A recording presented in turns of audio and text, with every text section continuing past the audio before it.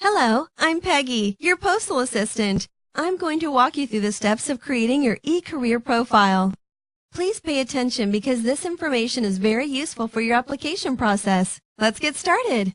Once you click on the eCareer Profile tab, you will be routed to a registration and login page where you will fill out the required areas. This will include your first name, last name, a new username, a new password, and your email address. Please be sure to read the instructions provided on this page. There are requirements for the username, also referred to as login ID, and the password that you will create. The registration and login page will look like this.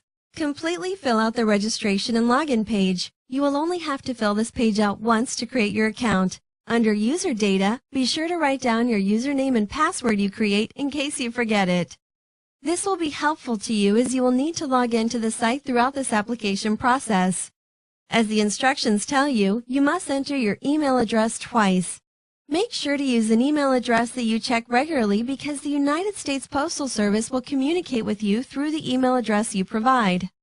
After you have completed the page, click Register, which is located at the bottom left of the page. After you click Register, the next page will be your candidate profile. You will need to read the instructions on the screen and fill out all the areas that are required for you to fill. The page will look like this.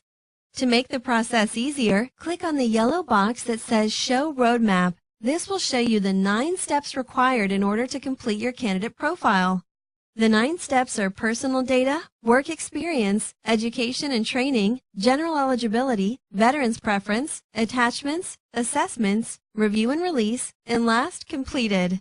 Please fill out the page completely with your personal information. You must add your personal information anywhere you see a red asterisk, as a red asterisk means mandatory. After you have put in all of your required information, click the box at the bottom that says Next Page. The next page to appear will be Work Experience. Please answer the 5 questions listed. If you have worked in the past 7 years, you will be required to add your work history under question 1. If you select Yes for number 1, a box will appear where you can put your work history. Please start with your most current work experience.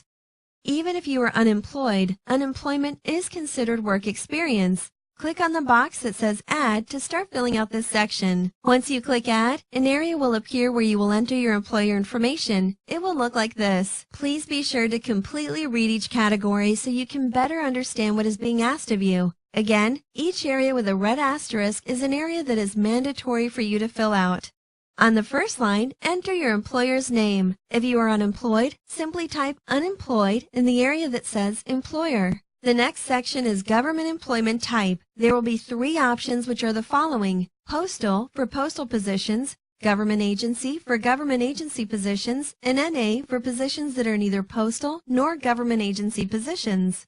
Please select the description that fits. The next area states select on the checkbox if this is your current employer or if you are currently unemployed.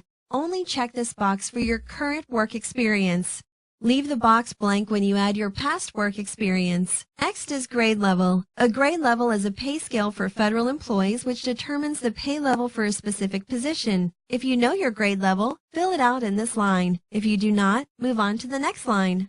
Next line is for the start date and end date. Please enter the date using the format requested, which is month and then year, the 2-digit month and 4-digit year.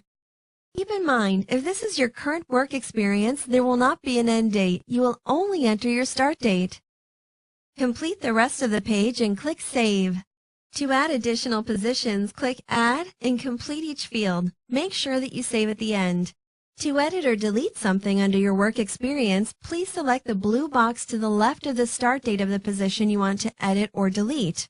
Once you click on the box, the entire row will be highlighted in yellow and the option to edit or delete will be available for you to click.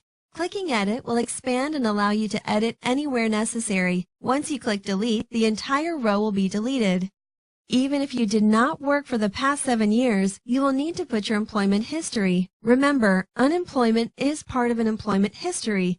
There cannot be any time gaps in your work experience because the system will not allow you to move on to the next step.